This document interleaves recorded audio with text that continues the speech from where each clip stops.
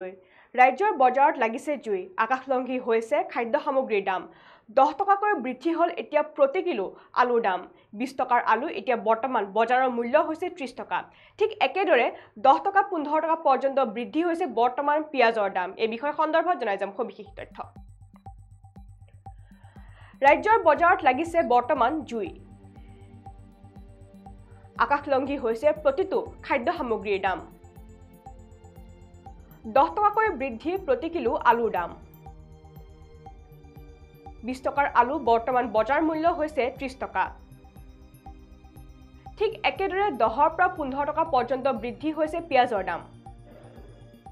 সমান্তৰালভাৱে বৃদ্ধি হৈছে কণীৰ দামো 12 টকাৰ কণী জোৰা বৰ্তমান চুইছে 16 টকা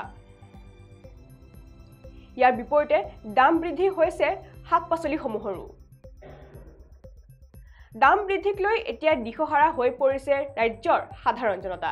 আৰু আমি যেহেতু জনাইছে বৰ্তমান ৰাজ্যৰ বজাৰ আকাশলংঘী হৈছে প্ৰতিটো খাদ্য সামগ্ৰীৰ দাম আৰু ইতিমধ্যে খাদ্য সামগ্ৰীৰ দাম আকাশলংঘী হোৱাৰ লগে লগে এতিয়া মূৰে কপালে হাত দিয়া দেখিবলৈ পোৱা গৈছে সাধাৰণ জনতাই আৰু ইতিমধ্যে যেহেতু আমি বিগত কিছুদিন পূৰ্বে জনাইছিলো যে ৰাজ্যৰ বজাৰত আকস্মিকভাৱে পিয়াজৰ দাম বৃদ্ধি হোৱা দেখিবলৈ পোৱা গৈছিল আৰু 24 ঘণ্টাৰ ভিতৰতে পিয়াজৰ দাম 10 টকা পৰ্যন্ত বৃদ্ধি হোৱা দেখিবলৈ পোৱা গৈছিল আৰু এতিয়া পিয়াজৰ পিছতে আলুৰ দাম 10 টকাকৈ বৃদ্ধি হৈছে আৰু প্ৰতি কিলো বজাৰত এতিয়া প্ৰতি কিলো আলুৰ দাম 10 টকাকৈ বৃদ্ধি হোৱা দেখিবলৈ পোৱা গৈছে আৰু এই খবৰ লাভ কৰাৰ পিছতে এতিয়া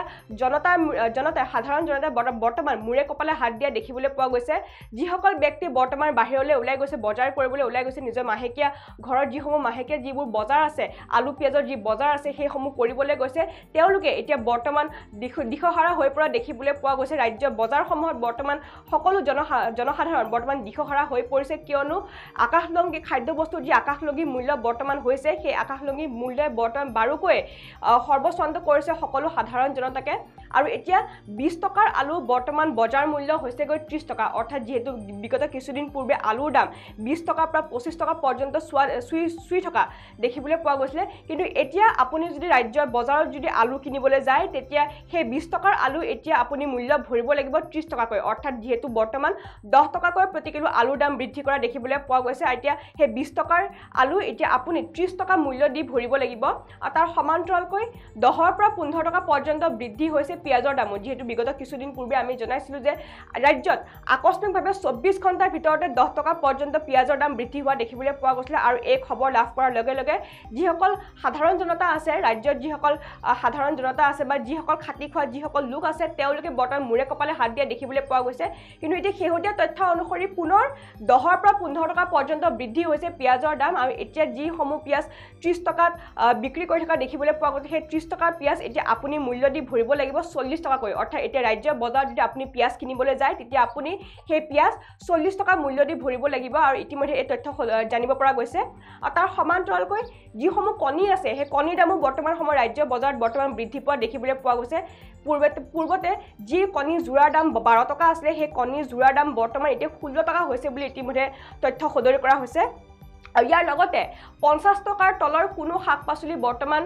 দেখিবলৈ পোৱা নাযায় অৰ্থাৎ 50 টকাৰ ওপৰৰ সকলো শাক-পাচলিৰ দাম বৰ্তমান সময়ত বৃদ্ধি হোৱা দেখিবলৈ পোৱা গৈছে আৰু এই দাম বৃদ্ধিক লৈ বৰ্তমান দিশহাৰা হৈ পৰিছে সমগ্ৰ সাধাৰণ জনতা অৰ্থাৎ সকলো সাধাৰণ জনতা বৰ্তমান দিশহাৰা হৈ পৰা দেখিবলৈ পোৱা গৈছে যিহেতু ৰাজ্যত দিনক দিনে আকাশলংঘী হৈ পৰিছে খাদ্য সামগ্ৰীৰ মূল্য যেহেতু কিছুদিন পূৰ্বে অসমত তৃতীয় পৰ্যায় আৰু অন্তিম পৰ্যায়ৰ যি লোকসভা নিৰ্বাচন আছে সেই লোকসভা নিৰ্বাচন অন্ত পৰা দেখিবলৈ পোৱা গৈছে সেই লোকসভা নিৰ্বাচনৰ অন্ত পৰাৰ লগে লগে ৰাজ্যত পুনৰ খাদ্য সামগ্ৰীৰ মূল্য বৃদ্ধি হোৱা দেখিবলৈ পোৱা গৈছে আৰু শেহতীয়াকৈ 10 টকাকৈ প্ৰতি কিলো আলুৰ দাম বৃদ্ধি হোৱা দেখিবলৈ পোৱা গৈছে এতিয়া পূৰ্বৰ যি 20 টকা আলু পূৰ্বে আপুনি যি আলু কিনিবলৈ 20 টকা মূল্য দি আলু ক্ৰয় কৰিছিলে সেই 20 টকাৰ মূল্য আলু এতিয়া আপুনি যদি বজাৰত কিনিবলৈ যায় তেতিয়া সেই মূল্য আপুনি ভৰিব লাগিব বৰ্তমান 30 টকাকৈ অৰ্থাৎ 20 টকাৰ আলু বৰ্তমান বজাৰৰ মূল্য হৈছে এতিয়া 30 টকা তাৰ সমান্তৰালকৈ 10 পৰা 15 টকা পৰ্যন্ত বৃদ্ধি হৈছে পিয়াজৰ দাম অৰ্থাৎ পূৰ্বতে যেটো জনাইছিলো যে বিগত 24 ঘণ্টাৰ ভিতৰতে আকস্মিকভাৱে পিয়াজৰ দাম 10 টকা হোৱা দেখিবলৈ পোৱা 10 টকা পৰ্যন্ত বৃদ্ধি হোৱা দেখিবলৈ পোৱা গৈছিল কিন্তু শেহতীয়া তথ্য অনুসৰি 10 পৰা 15 টকা পৰ্যন্ত পিয়াজৰ দাম বৃদ্ধি হোৱা দেখিবলৈ পোৱা গৈছে আৰু ইয়াৰ লগে